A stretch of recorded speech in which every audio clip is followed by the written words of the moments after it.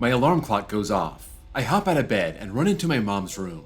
Today's the day I finally saved enough money so we could go to Astroworld. I run to the ticket booth and then we run inside. But what you thought probably didn't happen. I spot nobody in the whole theme park but us. I'm talking no lines anywhere. For the rest of the day, we ride and ride. This is a time I will never forget.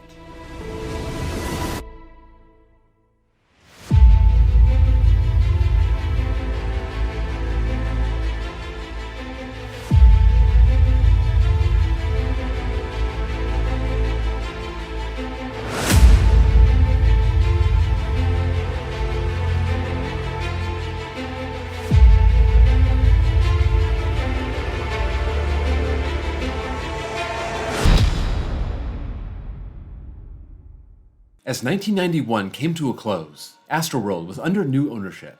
Time Warner had just become the majority shareholder of the Six Flags Corporation, and they were looking to push some of their properties in the parks. Also, a big new amusement park was poised to open in San Antonio called Fiesta Texas. Unlike SeaWorld in the same city, this would have thrill rides, including the world's largest wooden coaster. But, as park management stated when SeaWorld opened back in 1988, anything driving Texas tourism is good for Astroworld. Condor was removed after the 1991 season as planned, and it would be replaced by Adventure Rivers of Texas. This would be a raft ride inside an enclosed tube, twisting around 750 feet, starting at a height of 60 feet. This would have 4 chutes, each one themed to a different Texas river: the Brazos, Colorado, Red, and Rio Grande. There would also be audio in the queue teaching park guests about the history of these rivers. This ride would be designed by the former general manager of the park, back when it was first leased by Six Flags, Bill Crandall. For the first time in its history, guests buying a season pass for Astroworld could use that pass to get into any Six Flags park in the country. This was a big draw for season pass sales in the spring, driving up business by 20% by Memorial Day weekend. As the summer officially kicked off, Six Flags parks around the country launched their Batman Summer Spectacular, Astroworld premiering Batman Nights, a state-of-the-art pyrotechnics display with riveting special effects, displaying a battle between Batman and the Joker. With the economy tight once again, more Texans were staying close to home, and that was giving credit for a 10% increase in attendance by the end of the summer. As the 5th annual Holiday in the Park event was in full swing, Astroworld was ready to unveil their next headline coaster. Now's the time to stand up to the challenge of Batman the Escape, because when summer winds down, the fun picks up. Batman the Escape. Experience it now only at Astroworld, the Houston Six Flags theme park. For the park's 25th anniversary, they would be getting this intimate stand-up coaster called Batman the Escape. It stands 90 feet tall, covers 2,300 feet, and goes through one inversion, a vertical loop. This would be located in the European Village, in the back corner of the park behind Enchanted Kingdom. Discovery Mountain would be repurposed as the Batcave, serving as theming for the ride. And that wouldn't be all. Riders would also walk through Arctic Park under control of the Penguin, as well as Gotham City Cold Storage, using the theme to keep people cool. As was the case for the last 2 coasters, Batman would be relocated from a different park. Just like Ultra Twister, this one served 3 seasons at Great Adventure after serving 3 years at Magic Mountain, using the name Shockwave at each of its previous locations. New park president Bill Moore said, "The backing and influence of Time Warner has helped us raise fantasy entertainment to a whole new level at Astroworld. From its theme, to its storyline, to the ride itself, it was described as a total sensory experience." As for the rest of the park, their new season of shows included the interactive Dennis the Menace screen test, The Incredible Acrobats of China, and Legends in Concert. In October, the park would rename its Fright Nights event as Fright Fest. Astroworld was the only park in Texas to see an increase in attendance in 1993, jumping 10% to 2.2 million. The new Fiesta Texas seeing a 200,000 guest decline in its sophomore year, down to 1.8 million. It was at this time that USAA expressed their intention to sell the park. The insurance company was looking for someone more experienced to run the park, and Time Warner was being thrown around as a potential buyer. The park cost $100 million to build, but could sell for as high as $200 million. The 1994 season wouldn't see any major additions to Astroworld, adding a Police Academy stunt show and Bugs Bunny Land, an area exclusively for young kids. Nobody over 54 inches could ride the rides. There would also be a new restaurant and theater in Nottingham Village called the Sword and Crown, featuring King Arthur's Court, a live show with jugglers, jesters, knights, and musicians. They would also welcome in big-name acts like Reba McEntire, the B-52s, and Selena. Behind the scenes, they were gearing up for their next big project, a new indoor coaster called Mayan Mindbender. This would be the only enclosed coaster in Texas, taking riders into an ancient temple from a lost civilization where secrets have remained hidden until now. It would be a well-themed experience, with carved serpents, an ominous sculpted head with glowing eyes, and an overturned vehicle from an earlier, unsuccessful mission. The park would also boast this as their 10th coaster, more than any other park in Texas and third most in the world, considering Skyscreamer a coaster for this claim. Mayan Mindbender would be set in a 70-foot temple, but the ride would only stand 28 feet tall, covering just over 1,100 feet of track. Like their last 3 coasters, this would be relocated from another park, this one coming from Bobloland in Canada. There, it was also an indoor coaster called Nightmare, and Six Flags bought the ride once Bobloland shut down in 1993. This was definitely a family-friendly ride, but their other new addition for 1995 was not. This was Barnstormer, built by Sky Fun 1 Incorporated. This was a 151-foot sky coaster, where riders could strap into a harness, rise to the top, and free fall to the ground, using bungee cords to swing back and forth. This would be an upcharge attraction, so riders would pay an additional fee on top of park admission. The kids wouldn't be left out either. They would introduce Fright Fest for kids. This would offer kids a hayride through Waterworld, trick-or-treating, new shows, haunted houses, face painting, and for guests under 54 inches, they could wear their costumes and get a free ticket to return to holiday in the park. Meanwhile, Time Warner had been in charge for 4 years, and now they were looking for a change. They wanted to reduce their debt load, having taken the full stake of the chain in 1993, and now they were selling 51% of the shares to an investment group led by Boston Ventures. They would retain a 49% stake in the company, serving as co-manager of the 10 Six Flags parks. But that 10 was soon to be 11. By the end of 1995, Time Warner was in negotiation with Fiesta Texas, and by the early days of 1996, the deal was done. Six Flags was now the operator of the 200-acre San Antonio park, giving it control of 3 major parks in Texas. This would be a 10-year deal, and gave Six Flags the option to buy the park. Back at Astroworld, 1996 was a light year of additions. They introduced the Batman Forever Water Stunt Show, where Batman and Robin would battle the Riddler and Two-Face, and their spring breakout would feature extreme sporting events, like the Slam Dunk Obstacle Course, Human Foosball, and a bungee run. They would also add headrests on the Texas Cyclone, this following a lawsuit from a 16-year-old boy. He said his neck was whipped so badly he ruptured a vein, sending a blood clot to his brain, causing paralysis. The biggest battle of the year would come from their gun policy. They installed metal detectors across multiple parks, and banned guns from the parks, even for off-duty police officers. This caused the police chief of Houston to cancel work permits for dozens of officers moonlighting at Astroworld. He said it's department policy for all officers to carry their weapons at all times, regardless if they were on duty.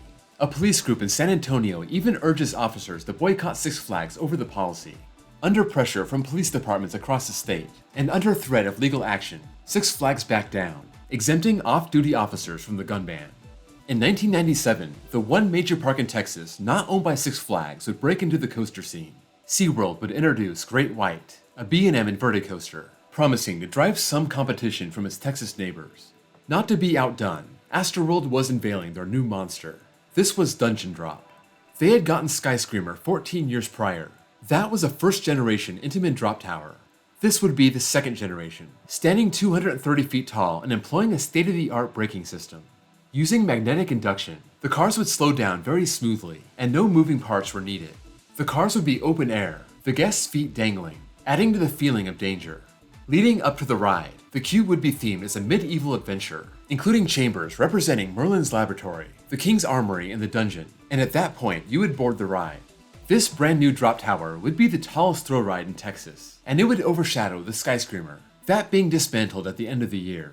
Dungeon Drop was the high point of the year for Astroworld. In August, a mechanic was killed after being struck by one of Excalibur's trains. He had apparently acknowledged an all-clear sign warning employees to stay away from the track, but he was still putting oil on the track when the train came passing by. Attendance would slip in 1997, down 13% to 2.1 million, the park blaming it on a rainy tourist season. But there was something that would be brought to light by the end of the year, as some of the Six Flags parks started questioning how Time Warner was running the show. First, there was a limited partnership that owned Six Flags Over Texas, and they accused Time Warner of spending too much time marketing their characters and not investing in thrill rides. Second, there was another limited partnership that owned Six Flags Over Georgia, and they accused Time Warner of starving the park of big attractions, playing favorites with their parks for the biggest markets. Magic Mountain, Great Adventure, and Great America. One of the focal points was the Batman the Ride coasters, being introduced to those three parks in 1992, 1993, and 1994, with Over Georgia having to beg for theirs in 1997.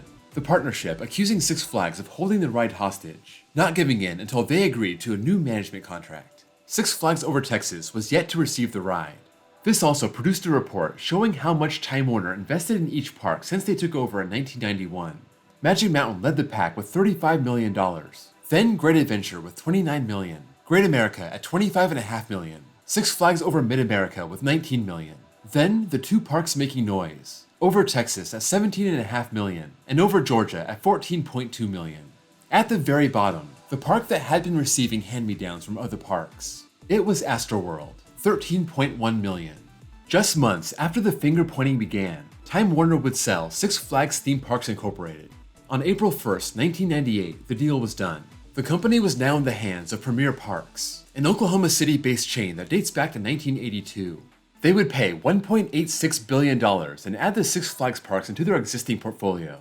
This included parks like Marine World in Vallejo, California, Elitch Gardens in Denver, Colorado, Frontier City in Oklahoma City, Kentucky Kingdom in Louisville, Geauga Lake in Ohio, Great Escape in New York, Riverside Park in Agawam, Massachusetts, and Adventure World near Washington, D.C. This would catapult them to the number 2 theme park operator in the country, just behind Disney. Premier Parks was aggressive, and the Six Flags chain was about to be taken for a ride. Entering the park's 30th anniversary in 1998, the Horizons Theater was gone, but yet another coaster was on the horizon.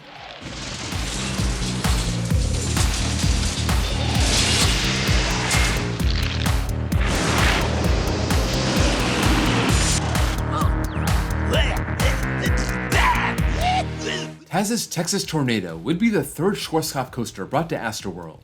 Similar to its neighbor Viper, it would be a compact and portable looping coaster, standing 115 feet tall, covering almost 3,700 feet of track, and featuring 4 vertical loops. This yellow, white, red, and blue coaster was a marvel to look at. Like their previous 4 coasters, this would be relocated, starting on the German fair circuit, moving to Sweden's Gröna for a year, and finding its way to Houston as Astroworld's new star ride. Guests would enjoy Taz's Texas Tornado in 1998. There were just fewer of them. Attendance was down 9% from the prior year, finishing at 1.9 million. To make it worse, 3 of the park's attractions would not survive the end of the year. First, the Batcave would be shut down. The walkthrough attraction linked to the queue of Batman the Escape, the mountain that used to be used for the Alpine Sleighs and Discovery Mountain. Second, the Adventure Rivers of Texas would be removed after just 7 seasons. Finally, the park's first major coaster would be removed. Excalibur was finally being retired after 27 seasons, but there was a good reason for this. Astroworld would be in line for yet another new coaster. Serial Thriller would be a suspended looping coaster built by Vekoma, a model that Six Flags hadn't explored up to this point, but something Premier Parks was very familiar with. This would stand 109 feet, cover 2,260 feet of track, and traverse 5 inversions. Unlike their previous 5 coasters, this would be an Astroworld original, built from the ground up. That was a promising sign. Premier Parks investing some money into Six Flags' least fortunate park of the 1990s. They would be spreading around $200 million for its 25 properties, this including Fiesta Texas, which they had just bought outright, and they would be getting a Premier Rides launch looping coaster called Poltergeist. Six Flags Over Texas would be getting a $14 million investment, the largest in their history, getting a new Gotham City-themed area, and finally receiving their Batman the Ride coaster.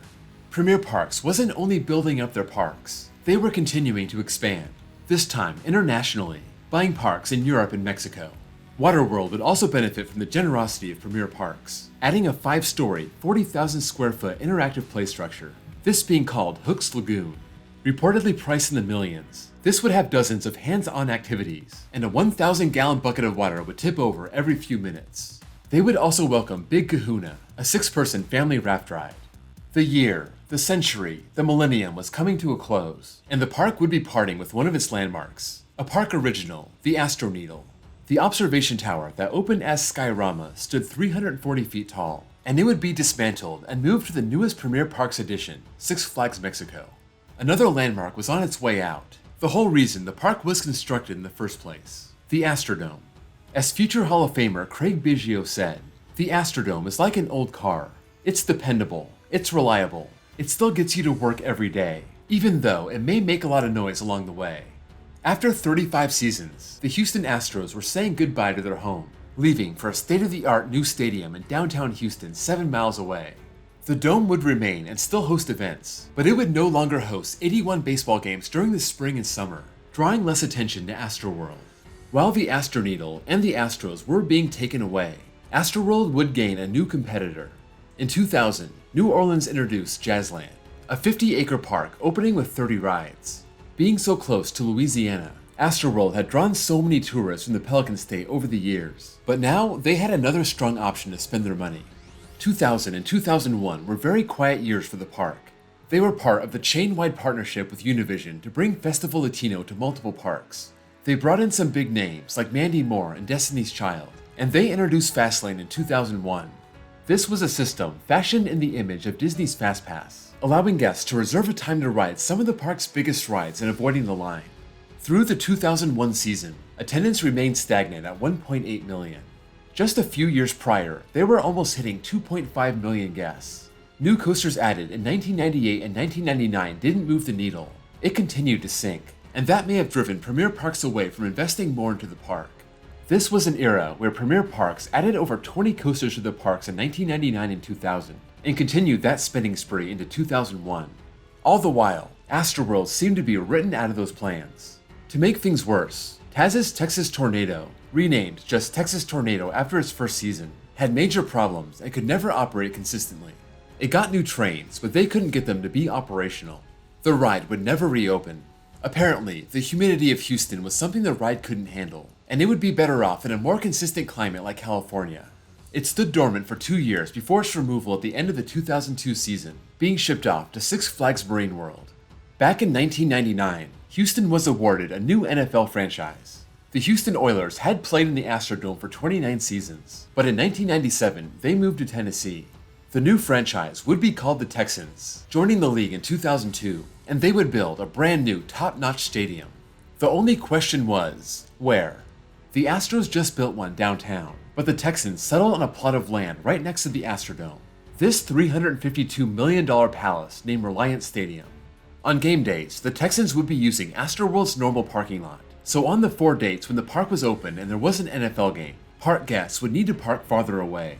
In order to improve attendance, Waterworld and Astroworld merged for the 2002 season, no longer requiring a separate ticket for both. Waterworld now becoming a new themed area of Astroworld. After 3 years with no new additions, Astroworld finally received 2 new rides for the 2003 season. For thrill seekers, there would be SWAT, an S&S Power Sky Swatter prototype, the world's tallest looping ride at 105 feet, rising up to swat the sky and then diving back down to Earth. Known for their water rides, Astroworld was about to add a new one. Diablo Falls sat its riders in circular boats, spinning constantly as the boat goes into spirals, drops, twists, and turns. Both of these rides would stand on the former land of Texas Tornado. Despite these 2 new rides, attendance dropped another 5% down to 1.7 million, tied for 36th place in the country with its Texas neighbor, Six Flags Fiesta Texas. The park was in a downward spiral, and to make it worse, so was Six Flags Incorporated. Under Premier Parks, the chain ballooned to 39 properties, acquiring parks and flooding them with new additions at a rapid pace. Just months after saying they would not be selling off any of their parks, in March of 2004, they reversed course. They would sell off 8 of their properties, 7 of those being in Europe and the other being Six Flags Worlds of Adventure, a park they poured money into since 2000. They sold these 8 parks at a loss of $290 million, trying desperately to find money to pay down their $2 billion debt. Dennis Spiegel of International Theme Park Services said, "They had to get rid of some of these properties. Why the House of Cards hasn't collapsed before is amazing." The company had lost money for 5 straight years, aligning with the height of their spending spree. Gary Slade of Amusement Today weighed in, and he said it would make sense for Six Flags to continue shedding their parks, especially their lower performing properties. Spiegel agreed with Slade, citing Six Flags Mexico, Six Flags St. Louis, and Six Flags Astroworld. Houston, St. Louis, they've never been stellar properties. They're older properties. They're at that point where they require capital. Six Flags was in turmoil, and in the summer of 2005, Dan Snyder made a play to take control and overhaul the company. Through his investment firm, Red Zone LLC, he bought 34.9% of the company's stock, almost tripling their current share. He had been voicing his criticisms and suggestions to management, but they turned a deaf ear. Snyder said he intended to protect his investment by all available means, and this was it. He pointed out all the unused land the parks owned and were paying taxes on, and how they could use partnerships with name brands to make more money. Pizza, ice cream, cell phones, many other brands. All this would increase revenue. He also wanted to bring in a new CEO, ESPN's programming executive, Mark Shapiro. Kieran Burke was the current CEO, holding that post at Six Flags ever since the buyout in 1998, and his days were obviously numbered. But he had one more plan to help the chain, and this one would prove to be devastating.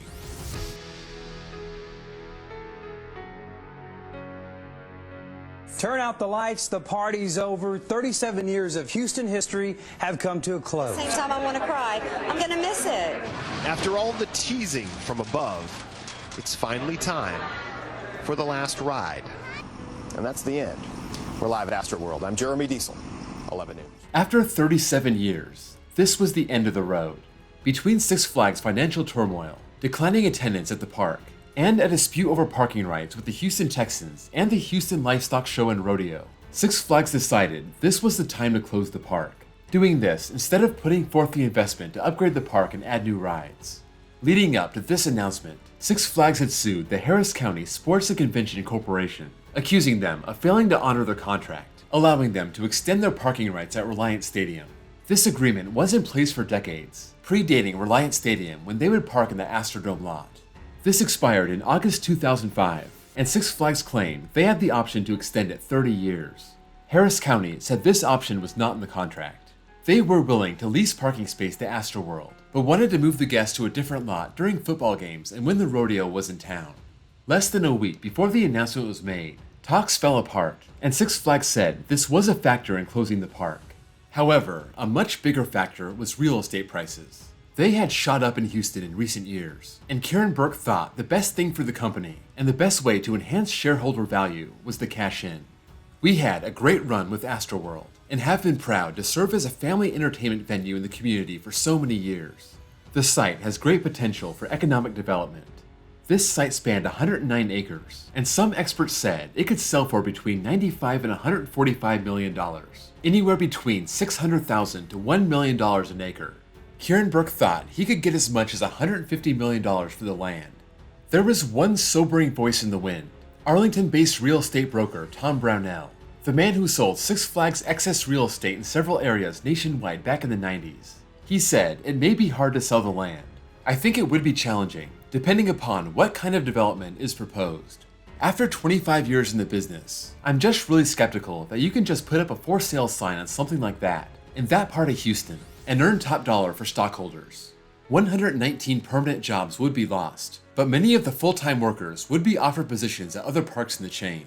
Many of the 45 rides would also find new homes throughout the chain, depending on their age and portability. Guests had a month and a half to bid the park farewell, set to close at the end of October. For the last weekend, park officials estimated the park would hit capacity, so it closed the ticket booths. Only season pass holders and people who pre-purchased tickets would be allowed in. On Sunday, October 30th, a flood of cars were lined up to get into the complex, but most of them were there for the football game. The crowd at Astroworld was thinner than expected. Those who arrived got their last rides on their favorite coasters. Some had scrawled farewell messages on the wood of Texas Cyclone, and that was it. The ride was officially over.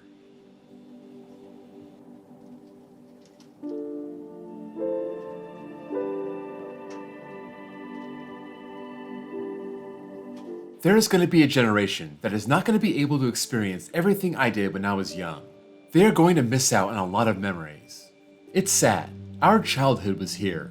This was everything to us. It was always a place we could count on to go and have a great time. It is going to be missed sorely.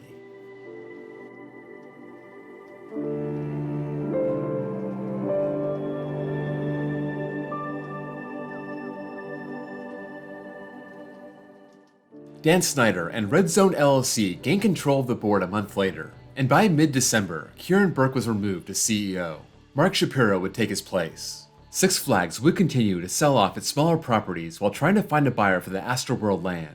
As the calendar rolled over to 2006, Astroworld held an auction to sell off some of the park's artifacts, whatever would not be moved to the other parks. This included an industrial sewing machine, a disco ball. One man wanted to buy antique taxi number 14, that being where he proposed, and one man bought a life-size fiberglass longhorn steer for $12,500. In May, Six Flags found a buyer for the land. After spending $20 million clearing the land, they reported to earn just $77 million in the sale. That was about half of what Kieran Burke wanted, less than the lowest estimate from the experts just a year prior, and vindicated Tom Brownell's prediction that this would not be the cash cow that Six Flags was expecting. The land was expected to be parceled out, developed for different uses, but almost all of it ended up in the hands of the Houston Livestock Show and Rodeo, and for over a decade, it was used as a parking lot. In 2018, the rodeo expressed interest in using the land for additional event space, educational exhibits, committee meeting space, fundraiser and event locations. But as of today, on what would have been the park's 55th anniversary, it remains a lot for storage and parking. After closing, a lot of the rides were dispersed. Batman the Escape was moved to Darien Lake in New York, but it was never rebuilt. This would be sold for scrap in 2018. Grease Lightning had a similar fate, being moved to Joyland in Lubbock, Texas in 2006, but it sat dormant for a dozen years. Its train was sold to Frontier City to be used on Silver Bullet, and the ride was scrapped in 2019. Ultra Twister was sent to Six Flags America near Washington, D.C. It sat in storage for 4 years before being scrapped. Serpent was the park's first coaster, and that was demolished. The trains being sent to Six Flags Over Texas for their mini mine train. Viper and Accelerate were also dismantled and discarded. Viper's trains going to Six Flags Over Georgia for Mindbender, and Accelerate's trains going to Magic Mountain for Ninja. Once the world's #1 wooden coaster, Texas Cyclone was torn down, its trains to be sent to Laron to be used on Le Monster. Only 2 coasters were successfully relocated. Serial Thriller was moved to the Great Escape in New York, sitting in storage for 4 years. Then it crossed the border into Canada, reopening in 2010 at Laron as Ednor. Mayan Mindbender was shipped across the state to Amarillo, being in storage at Wonderland for 2 years before being rebuilt, opening in 2009 as an outdoor coaster called Hornet. Wonderland would also adopt Gunslinger, reopening as Fiesta Swing. Dungeon Drop would be moved to Six Flags St. Louis as Superman Tower of Power. Diablo Falls and SWAT were both moved to Six Flags New England, renamed Splashwater Falls and Catapult. Warp 2000 was stripped down for its parts, some going to Six Flags Great America, the rest going to Six Flags Over Texas. They also received their Scrambler, Runaway Rickshaws, reopening as Sidewinder. Big Kahuna would also be moved to Darien Lake. As for Looping Starship, well, that was sunk to the bottom of Mammoth Lake in Clute, Texas, starting its new life as an artificial reef. 18 years after its closure, Astroworld's memory is kept alive by some of its old rides, and for the younger crowd that never got to experience the park, rapper and Houston native Travis Scott has brought some attention back to it. In 2018, he released his 3rd studio album called Astroworld, honoring a part of his childhood that was taken away. In an interview with GQ, Scott said, "They tore down Astroworld to build more apartment space. That's what it's gonna sound like taking an amusement park away from kids. We want it back. We want the building back. That's why I'm doing it. It took the fun out of the city." 18 years later, despite the experts' predictions after the closure of Astroworld, we still haven't seen a major amusement park come back to the Houston area, the 4th largest city in the entire nation. Houston had a thriving park that just didn't get the investment it needed to stay relevant. It spent a decade getting nothing but recycled coasters, and then the investments completely dried up. This happened right when the rest of the chain was going crazy, adding the newest and greatest rides on the market. Astroworld became run down and had a bad reputation as a dirty park. It was a gradual slide that started in the 1980s, starting to become more apparent at the turn of the century, and a perfect storm of external factors proved to be the death blow.